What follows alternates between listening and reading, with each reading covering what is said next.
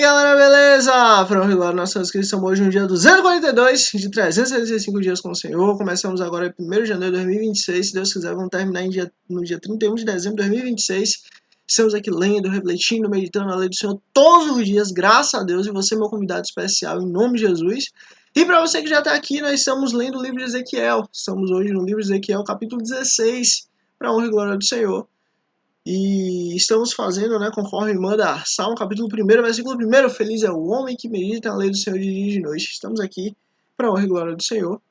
E aproveitando que você está aqui, curte aqui, para que você seja instrumento de Deus, para levar a dos céus mais pessoas, mais vidas, mais almas. E sem mais delongas, Ezequiel, capítulo 16, dia 242.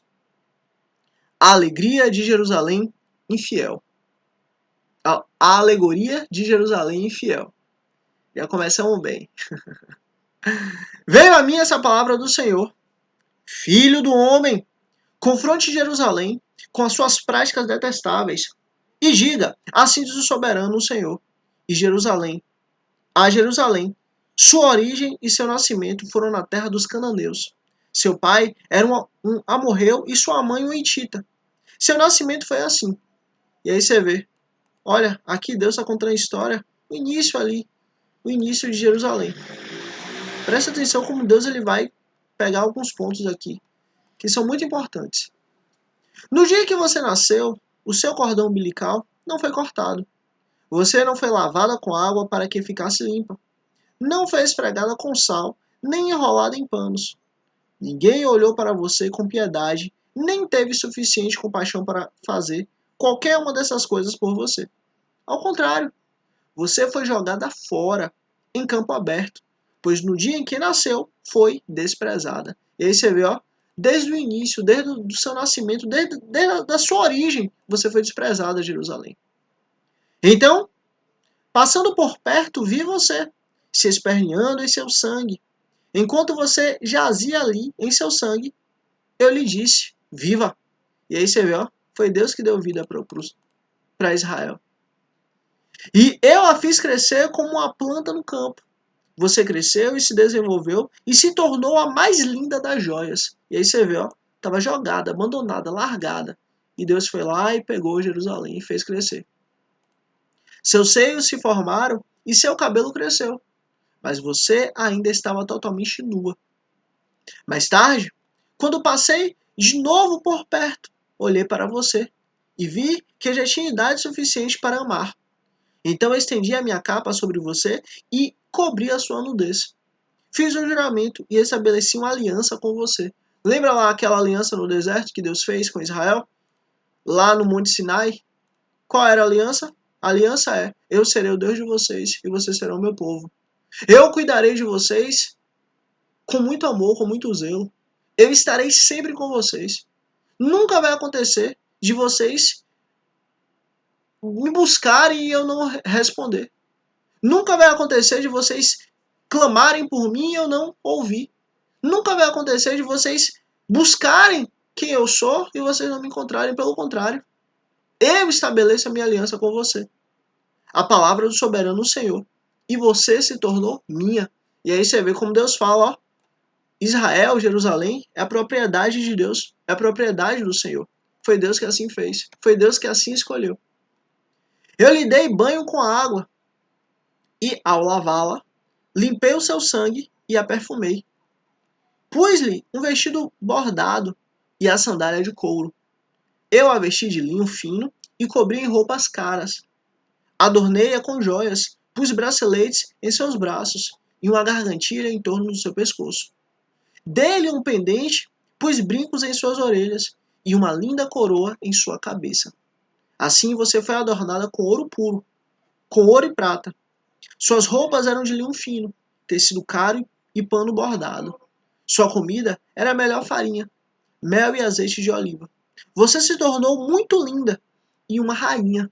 E aí você vê, você Jerusalém, você Israel que estava abandonada, estava jogada, estava aí desprezada, você se tornou uma rainha. Sua fama espalhou-se entre as nações por sua beleza, porque o esplendor que eu lhe dera tornou perfeita a sua formosura. Palavra do soberano, o Senhor. E aí você vê que coisa bela, né? Deus vai lá ali no pó, no lixo, na destruição, e vai lá, escolhe Jerusalém, e cuida, e protege, e livra, e aí forma Jerusalém. Mas você confiou em sua própria beleza e usou sua fama para se tornar uma prostituta. E aí você vê, ao invés de buscar a Deus, ao invés de se submeter ao Senhor, ao invés de se submeter a quem Deus é, não, se tornou uma prostituta. Você concedeu seus favores a todos os que passaram perto de você. A sua beleza se tornou deles. Você usou algumas de suas roupas para adornar altares idólatras, onde levou adiante a sua prostituição. Coisas assim jamais deveriam acontecer. E aí você vê Deus falando, ó, fui eu quem livrei você, fui eu quem protegi você, fui eu quem informei você, e agora você busca outros deuses, agora você busca outros caminhos. Você apanhou as joias finas que eu lhe tinha dado, joias feitas com o meu ouro e a minha prata, e fez para si mesma ídolos em forma de homem, e se prostituiu com eles. Você também os vestiu com suas roupas bordadas, e lhes ofereceu o meu óleo e o meu incenso. E até a minha comida, que lhe dei, a melhor farinha, o azeite de oliva e o mel. Você lhe ofereceu tudo como incenso aromático. Foi isso que aconteceu, diz o soberano Senhor. E aí você vê que coisa terrível. Deus dá roupa, e Israel pega essas roupas e usa com outros deuses. Deus dá comida, Israel pega essa comida e usa contra os deuses. Deus dá ouro e prata, Israel pega esse ouro e prata e usa contra os deuses. Era só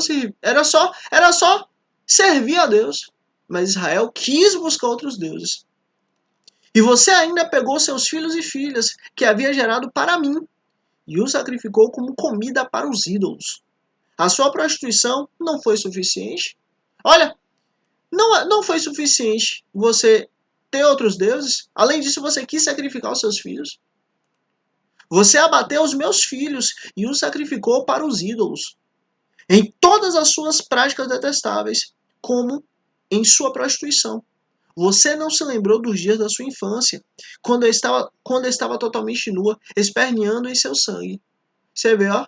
Você não se lembrou lá no seu início, lá no seu cativeiro, lá na sua destruição, lá quando você estava na rua jogada, largada. Você não lembrou desse tempo que eu fui lá atrás de você e te busquei. Você não lembrou que fui eu que te dei comida, fui eu que te dei roupa, fui eu que te dei joia, fui eu que te dei presente, fui eu que estava ali contigo, fui eu que te protegi? Não. Simplesmente você quis buscar outros deuses e você buscou. Virou as costas para mim. Ai, ai de você, palavra do soberano Senhor. Somando-se a todas as suas outras maldades. Em cada praça pública você construiu para si mesma altares e santuários elevados. No começo de cada rua você construiu seus santuários elevados e deturpou sua beleza, oferecendo seu corpo com promiscuidade cada vez maior a qualquer um que passasse. Você se prostituiu com os egípcios, os seus vizinhos cobiçosos, e provocou a minha ira com a sua promiscuidade cada vez maior. Por isso eu estendi o meu braço contra você e reduzi o seu território. E aí você vê, ó, lembra que Deus estava falando lá atrás, olha,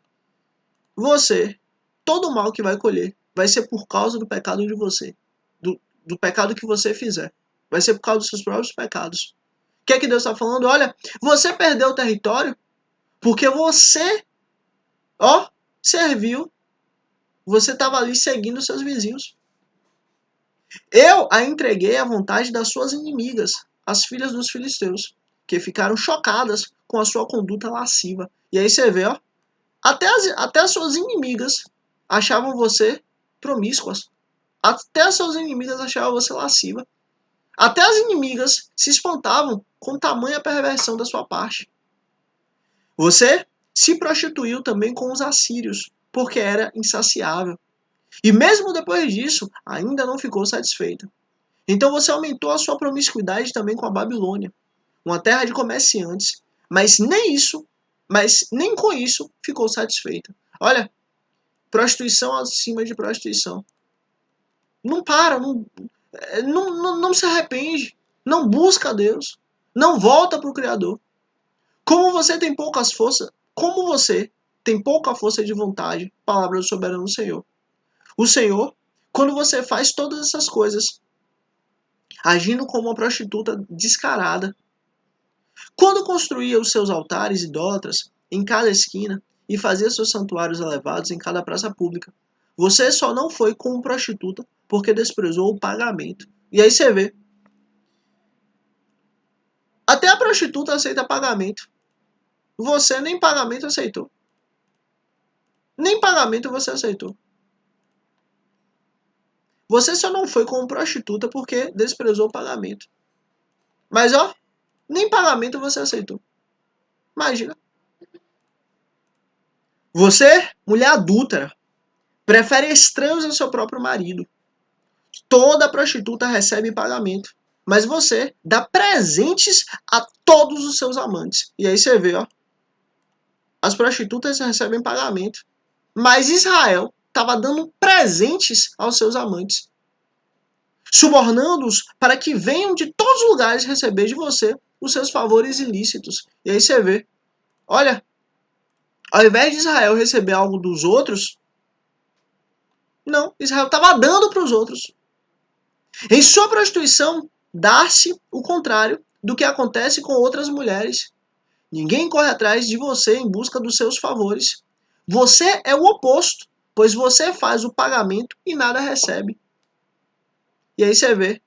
Por isso, prostituta, ouça a palavra do Senhor. Assim diz o soberano Senhor. Porque por você ter desprezado a sua riqueza e ter exposto a sua nudez em promiscuidade com seus amantes, por causa de todos os seus ídolos detestáveis e do sangue dos seus filhos dados a eles. Por esse motivo, vou ajuntar todos os seus amantes com quem você encontrou tanto prazer, tanto os que você amou como aqueles que você odiou. Eu os ajuntarei contra você de todos os lados e a deixarei nua na frente deles, e eles verão toda a sua nudez. Acabou. Olha, isso é Deus falando. Eu, Israel, te protegi. Eu te guardei. Eu te supri. E mesmo assim você não me quis. Mesmo assim você virou as costas para mim. Mesmo assim você quis fazer o que você bem entendeu. Mas agora, ó, a vergonha vai chegar sobre você. Eu a condenarei ao castigo determinado para mulheres que cometem adultério e que derramam sangue. Trarei sobre você a vingança de sangue da minha ira e da indignação que o meu ciúme provoca. Depois eu a entregarei nas mãos dos seus amantes, e eles despedaçarão os seus outeiros e destruirão os seus santuários elevados. Eles arrancarão as suas roupas e apanharão as suas joias finas e a deixarão nua. Trarão uma multidão contra você, que a apedrejará e com suas espadas a despedaçará. Eles destruirão a fogo as suas casas e lhe infligirão castigo à vista de muitas mulheres. Porém, fim à sua prostituição, e você não pagará mais nada aos seus amantes. Então a minha ira contra você diminuirá, e a minha indignação, cheia de ciúme, se desviará de você. Ficarei tranquilo e já não estarei irado. Ou seja, será necessário que tudo isso aconteça para que a minha ira saia. Será necessário que tudo isso aconteça para que a minha ira se esvaia. Por isso que Israel foi levado para o exílio. Por isso que Israel passou pelo cerco da Assíria. Por isso que Israel passou pelo cerco da Babilônia. Por isso, você não se... Por você não ter lembrado dos dias da sua infância, mas ter provocado a minha ira com todas essas coisas, certamente farei cair sobre a cabeça o que você fez. Palavra do soberano, o Senhor. Acaso você não acrescentou lascívia a todas as suas outras práticas repugnantes? E aí você vê, não bastava só o seu pecado, mas você fez questão de fazer um pecado cada vez pior. Todos os que gostam de citar provérbios, citarão este provérbio sobre você. Tal mãe, tal filha. Lembra lembra Israel e Judá? Então, tal mãe, tal filha. Você é uma verdadeira filha de sua mãe, que detestou o seu marido e os seus filhos. E você é uma verdadeira irmã de suas irmãs, as quais detestaram os seus maridos e os seus filhos. A mãe de você era uma hitita e o pai de vocês um amorreu. Sua irmã mais velha era Samaria, que vivia ao norte de você com suas filhas. E a sua irmã mais nova, que vivia ao sul com suas filhas, era Sodoma. E aí você vê, Sodoma e Samaria. Olha que irmãs excelentes, né? Você não apenas andou nos caminhos delas e imitou suas práticas repugnantes, mas também, em todos os seus caminhos, logo se tornou mais depravada do que elas. Misericórdia. Tanto Sodoma quanto Samaria, Deus ele trouxe juízo e condenação. E agora Deus está dizendo, ó, Jerusalém, Israel, você se tornou ainda pior do que Sodoma, ainda pior do que Samaria. Misericórdia. Juro pela minha vida, palavra do soberano Senhor, sua irmã Sodoma e suas filhas e as filhas dela jamais fizeram o que você e suas filhas têm feito. Misericórdia. Lembra Sodoma? Lembra Gomorra? Deus destruiu com fogo. Por quê? Porque elas foram contra a lei do Senhor. E agora Israel fez pior do que Sodoma e Gomorra. Misericórdia. Ora, este foi o pecado de sua irmã Sodoma. Ela e suas filhas eram arrogantes, tinham fartura de comida e viviam despreocupadas. Não ajudavam os pobres e os necessitados. Eram altivas e cometeram práticas repugnantes diante de mim. Por isso, eu me desfiz delas, conforme você viu. Samaria não cometeu metade do pecado que você cometeu. E aí você vê, Deus também trouxe condenação a Samaria. Mas Deus está dizendo, ó, Samaria não cometeu metade do pecado que você cometeu. Você tem cometido mais práticas repugnantes do que elas.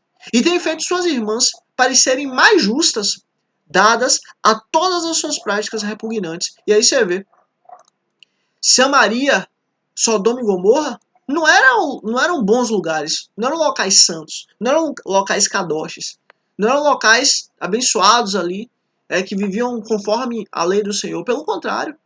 Mas a sujeira de Israel era tão grande, mas tão grande, ao ponto de Deus falar, olha, Sodoma e Gomorra e Samaria era mais pura que você, Israel. Misericórdia. Aguente a sua vergonha, pois você pronunciou alguma...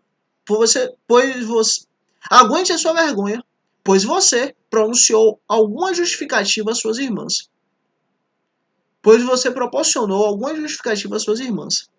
Visto que os seus pecados são mais detestáveis que os dela, elas parecem mais justas do que você. E aí você vê, ó, Sodoma e Gomorra e Samaria parecem mais justas do que você, Israel. Misericórdia. Envergonhe-se, pois, e suporte a sua humilhação, porquanto você fez as suas irmãs parecerem justas. E aí você vê. Você, Israel, fez as suas irmãs, que eram pecaminosas, que eram terríveis, que viviam no pecado, que por todas eram conhecidas como extremamente terríveis, fez com que elas parecessem corretas. Contudo, eu restaurarei a sorte de Sodoma e das suas filhas, e de Samaria e de suas filhas, e a sua sorte junto com elas, para que você carregue a sua vergonha e seja humilhada por tudo o que você fez. O que serviu de consolo para elas. E suas irmãs Sodoma, com suas filhas, e Samaria com suas filhas, voltarão para o que elas eram antes, e você e suas filhas voltarão ao que eram antes. Você nem mencionaria o nome de sua irmã Sodoma, na época do orgulho que você sentia, antes de sua impiedade ser trazida a público. Mas agora, você é alvo de zombaria das filhas de Edom, e todos os vizinhos dela, e das filhas dos filisteus, e de todos que vivem ao redor, e que a desprezam. Você sofrerá as consequências da sua lascívia e das suas práticas repugnantes. Palavra do Senhor. Acabou. Não tem pra onde correr, não. Chega. Olha, você fez com que Sodoma e Gomorra e Samaria parecessem locais bons, parecessem locais santos. Assim diz o soberano Senhor. Eu a tratarei como merece. Você desprezou o meu juramento ao romper a aliança. Contudo, eu me lembrarei da aliança que fiz com você nos dias de sua infância. E com você estabelecerei uma aliança eterna. E aí você vê. Lembra que Deus tinha falado que ele ia estabelecer uma aliança eterna? Não mais uma aliança que depende dos homens. Não mais uma aliança que depende da terra. Mas uma aliança que é feita eternamente. Uma aliança que depende do Senhor. Então você se lembrará dos seus caminhos e se envergonhará quando receber suas irmãs, as mais velhas e as mais novas. Eu as darei a você como filhas, não porém com base em minha aliança com você. E aí você vê, ó, você será dada não mais com base na minha aliança com você. Não porém com base em minha aliança com você. Por isso estabelecerei a minha aliança com você. E aí você vê.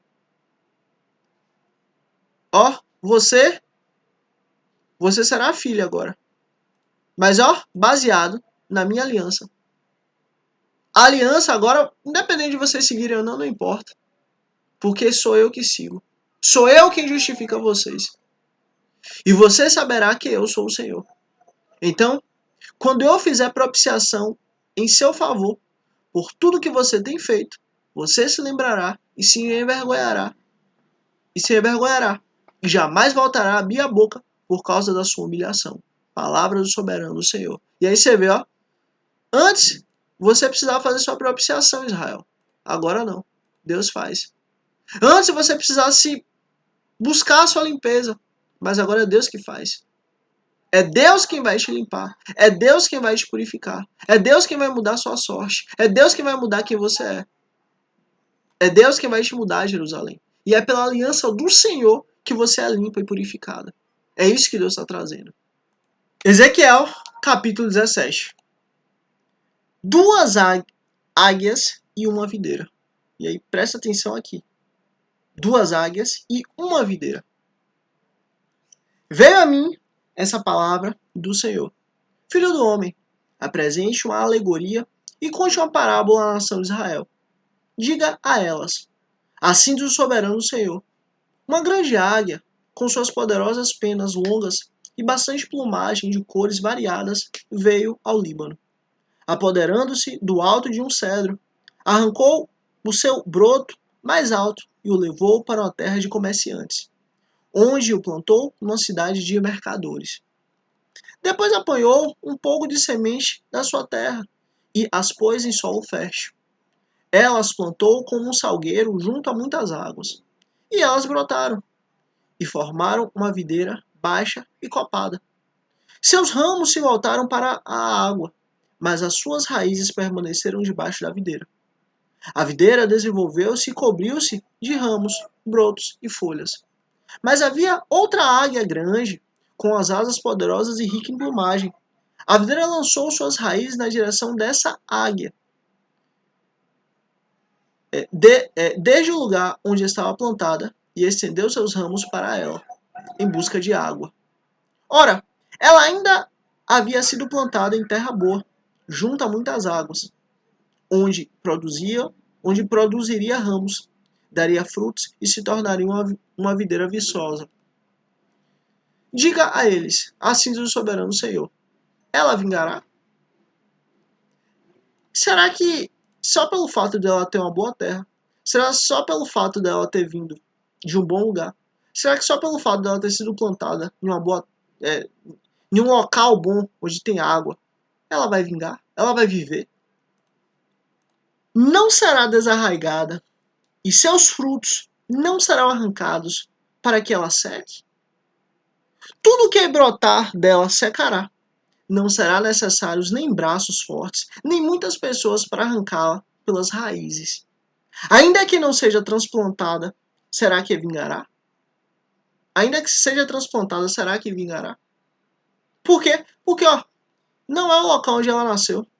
Ela foi colocada ali, ela foi plantada ali, mas será que vai vingar? A terra, o solo, o ambiente natural não é ali. Será que ela vai vingar? Não secará totalmente quando o vento oriental a atingir, murchando e desaparecendo do lugar onde crescia. Você vê, Deus ele fala de uma maneira com muita sabedoria. Eu queria ter mais tempo para a gente só analisar esses versículos aqui. Mas o que eu tenho para dizer para você é o seguinte: olha, será que Israel vai conseguir viver? Presta atenção aqui. Veio depois a mim essa palavra do Senhor. Diga a essa nação rebelde: você não sabe o que essas coisas significam? Diga a eles: o rei da Babilônia foi a Jerusalém. Tirou de lá o seu rei e os seus nobres, e os levou consigo de volta à Babilônia. Lembra o que aconteceu? O rei da Babilônia foi lá, tirou os reis e os nobres, levou de Jerusalém, levou para a Babilônia. Não foi isso que aconteceu? Pronto, então. Depois fez um tratado com um membro da família real e o colocou sob juramento. Levou também os líderes da terra, para humilhar o reino e torná-lo incapaz de reerguer-se, garantindo apenas a sua sobrevivência pelo cumprimento do seu tratado. Mas o rei se revoltou contra ele e enviou mensagem ao Egito, pedindo cavalos e um grande exército. Será que ele se sairá bem? Olha, o rei aqui de Israel foi lá e falou: não, bora atrás do Egito. Aí Deus está perguntando: será que ele vai se sair bem? Escapará aquele que age dessa maneira? Romperá ele o tratado e ainda assim escapará? Juro pela minha vida, a palavra do soberano Senhor, que ele morrerá na Babilônia, na terra do rei, que o pôs no trono. E aí você vê, cujo juramento ele desprezou e cujo tratado rompeu. E aí você vê, olha, ao invés do rei de Israel, ele ter se humilhado ao rei da Babilônia, se submetido ao rei da Babilônia e ter cumprido seu acordo, seu contrato, não. O faraó, com seu poderoso exército e os seus batalhões, não será de nenhuma ajuda para ele na guerra. Quando rampas forem construídas e obras de cerco forem erguidas para destruir muitas vidas. Como ele desprezou o juramento quando rompeu o tratado, feito com um aperto de mãos, e fez todas essas coisas, de modo algum escapará. E aí você vê, Deus tinha falado: ó, a Babilônia vai vir, se submeta à Babilônia. Ó, a Babilônia vai vir, se humilha a Babilônia e viva. Olha, a Babilônia vai vir. Não seja desse jeito, não viva assim. E a Babilônia veio. Por isso, assim diz o soberano, o Senhor: juro pela minha vida que farei cair sobre a cabeça dele o meu juramento, que ele desprezou, e a minha aliança que ele rompeu. Estenderei sobre ele a minha rede, e ele será pego em meu laço. Eu o levarei para a Babilônia, e ali executarei juízo sobre ele, porque me foi infiel. Olha, isso aqui é uma lição para nós. Sejamos fiéis a Deus. Sejamos fiéis àquilo que ele nos estabeleceu. Sejamos fiéis à lei do Senhor. O tempo inteiro sejamos fiéis, para a glória de Deus. Todas as suas tropas em fuga cairão à espada, e os sobreviventes serão espalhados aos ventos. Então vocês saberão que eu, o Senhor, falei. Olha, não há saída, não há escapatória. Quem está falando sou eu. Não há como vocês lutarem contra a Babilônia, porque quem levantou a Babilônia fui eu. Assim diz o soberano Senhor. Eu mesmo apanharei um broto bem do alto de um cedro e o plantarei. Arrancarei um renovo tenro de seus ramos mais altos e o plantarei no monte alto e imponente. Nos montes altos de Israel eu o plantarei. E aí você vê, ó. Entenda, vai haver renovo para Israel. Vai haver vida para Israel. Vai haver restauração para Israel. Vai haver uma vida, vai haver uma continuidade para Israel. Mas essa continuidade não vem da mão do homem. Essa continuidade não vem da mão do rei. Essa continuidade não vem daqueles que governaram a nação de Israel, porque todos eram pecaminosos. Não. Essa continuidade, essa vida, esse renovo vem de mim. Sou eu quem vou plantar Israel na nova e eterna aliança. Ele produzirá galhos e dará frutos e se tornará um cedro viçoso. Pássaros de todo tipo se aninharão nele. Encontrarão abrigo à sombra de seus galhos. Todas as árvores do campo saberão que eu, o Senhor, faço cair a árvore alta e faço crescer bem alto a árvore baixa. Eu resseco a árvore verde e faço florescer a árvore seca. Acabou. Operando eu, quem impedirá? Assim diz o Senhor. Olha o que Deus faz. Olha como Deus fala. Ó, todas as árvores do campo saberão que eu, o Senhor, faço cair a árvore alta. Olha, a árvore alta, forte, imponente. Pronto, eu faço cair. E faço crescer bem alto a árvore baixa. Acabou. Ó, eu resseco a árvore verde eu resseco. E faço florescer a árvore seca. Acabou. Por quê? Porque quem tem poder é Deus. Quem tem força é Deus. Quem é Senhor é Deus, é o Senhor. Quem tudo pode é o Senhor. Acabou. A Ele a honra, a glória e o louvor. Vivemos por Ele. Acabou. Ele é a fonte. Ele é o rei. Ezequiel capítulo 18. Aquele que pecar, morrerá. Essa palavra do Senhor veio a mim. O que vocês querem dizer quando cito esse provérbio sobre Israel? Os pais comem uvas verdes e os dentes dos filhos se embotam? Ou seja, os pais pecam, os pais erram, os pais falham e os filhos que pagam? Juro pela minha vida, a palavra do soberano, o Senhor, que vocês não citarão mais esse provérbio em Israel, pois todos me pertencem, tanto pai como filho me pertencem. Aquele que pecar é que morrerá. Você vê, ó, vocês estão pagando isso. Não é por causa do pecado dos pais de vocês. Não, os pais de vocês foram avisados. 1, 2, 3, 4, 5, milhares de vezes e eles não quiseram ouvir. Mas vocês estão pagando isso por quê? Porque vocês são pecadores. Porque vocês são maus. Porque vocês ouviram a mensagem e não quiseram crer. Suponhamos que haja um justo que fez o que é certo e direito. Ele não come nos santuários que há nos montes e nem olha para os ídolos das nações da nação de Israel. Ele não contamina a mulher do próximo, nem se deita com uma mulher durante os dias de sua menstruação. Ele não oprime a ninguém, antes devolve o que tomou com garantia no empréstimo. Não comete roubos, antes dá a sua comida aos famintos e fornece roupas para os despidos. Ele não empresta visando lucro, nem cobra juros. Ele retém a sua mão para não cometer erro e julga com justiça entre os dois homens. Ele age segundo os meus decretos e obedece fielmente às minhas leis. Este homem é justo, com certeza ele viverá. Palavra do soberano Senhor. Você vê, Deus está falando, ó, deixa eu te falar uma coisa. Para o justo, não vai dar nada. Para o justo não vai acontecer nada. Para o justo não vai ter consequência nenhuma. Por quê? Porque sou eu quem o sustenta. Ele coloca a sua fé, sua esperança, a sua paz em mim. Então para ele está tudo bem.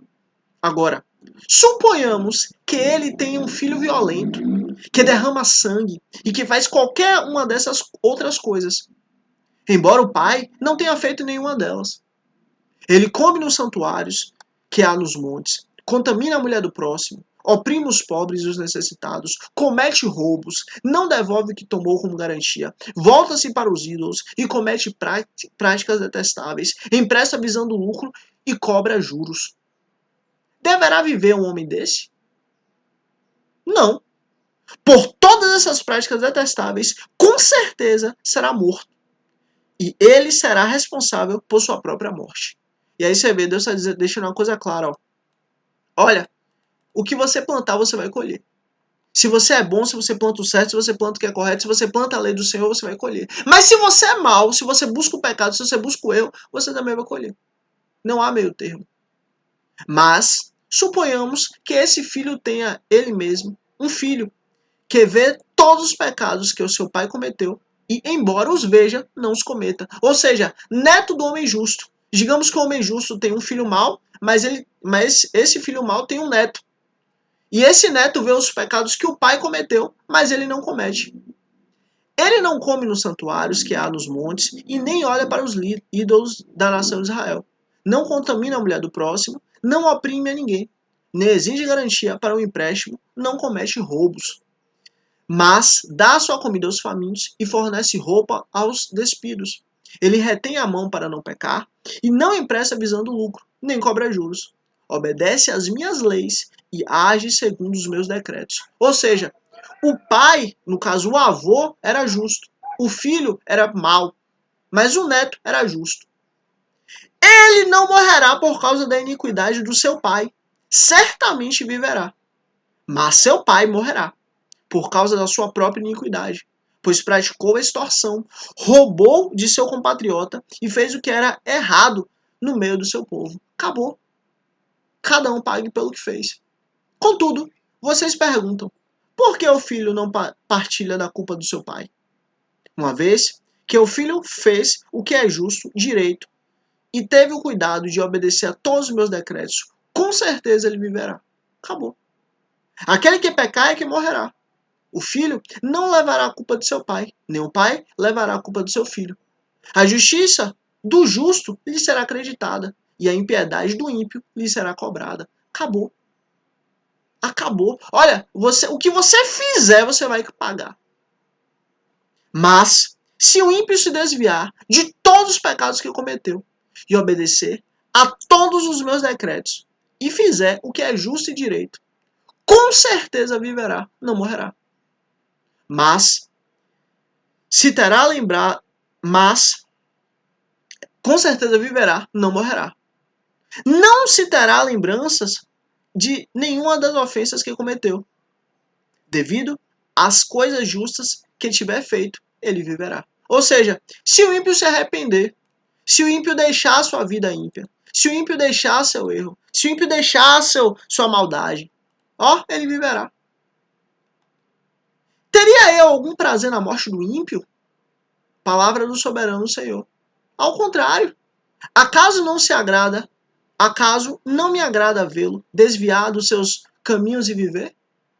Olha, isso é uma coisa que eu falo com você. Peça a Deus misericórdia para que os ímpios venham se arrepender, para que os ímpios venham mudar de caminho, para que os ímpios venham mudar de direção, para que eles venham mudar a vida deles. Por quê? Porque, teria eu algum prazer na morte do ímpio? Deus não tem prazer na morte do ímpio, não. Palavra do soberano Senhor. Ao contrário, acaso não me agrada vê-lo desviar-se dos seus caminhos e viver? Ou seja, a vontade de Deus é que o ímpio se arrependa. A vontade de Deus é que o ímpio tenha uma oportunidade para que ele venha se arrepender, venha fazer diferente. Ímpio todos nós somos. Todos nós carecemos da graça de Deus. Todos nós carecemos do perdão de Deus. Todos nós carecemos da justificação de Deus. Eu não sou melhor que você é melhor que eu. Nós precisamos de Deus da mesma maneira. Então, peça a Deus, Deus tenha misericórdia. Toca naquela vida, Senhor, para que aquela pessoa venha se arrepender e venha mudar de caminho. Se, porém, um justo se desviar da sua justiça e cometer pecado, e as mesmas práticas detestáveis dos ímpios, deverá ele viver? Nenhum de seus atos justos será lembrado, por causa da infidelidade de que é culpado, e por causa dos pecados que cometeu, ele morrerá. Ou seja, se você é justo, continue. Agora, se você é ímpio, peça a Deus misericórdia para que você mude, para que você saia do caminho da morte e vá para o caminho do Senhor. Peça a Deus misericórdia. Peça ao Senhor misericórdia. Contudo, vocês dizem, o caminho do Senhor não é justo. Ouça, ó nação de Israel, o meu caminho é injusto? Não são os seus caminhos que são injustos? Se o justo se desviasse da sua justiça e cometer pecado, ele morrerá por causa disso. Por causa do pecado que cometeu, morrerá. Ou seja, se um justo é justo, mas ele se desviou do Senhor, ele vai morrer. A lei que dá para um, dá para o outro. Todos nós estamos debaixo da lei, ponto. Mas se o ímpio se desviar da sua maldade e fizer o que é justo e direito, ele salvará a sua vida. Por considerar todas as ofensas que cometeu e se desviar delas, ele com certeza viverá, não morrerá. E aí você vê, Deus está deixando claro, saia do caminho mau, saia do caminho enganoso, saia do caminho ruim para que você não morra. Contudo, a nação de Israel diz, o caminho do Senhor não é justo. São injustos os meus caminhos, ó nação de Israel. Meus caminhos são injustos, Israel? Não são os seus caminhos que são injustos? Portanto, ó nação de Israel. Portanto, ó nação de Israel, eu o julgarei, a cada um de acordo com seus caminhos. Olha, acabou. o que cada um plantou vai colher. Eu conheço o coração, eu conheço a mente de vocês.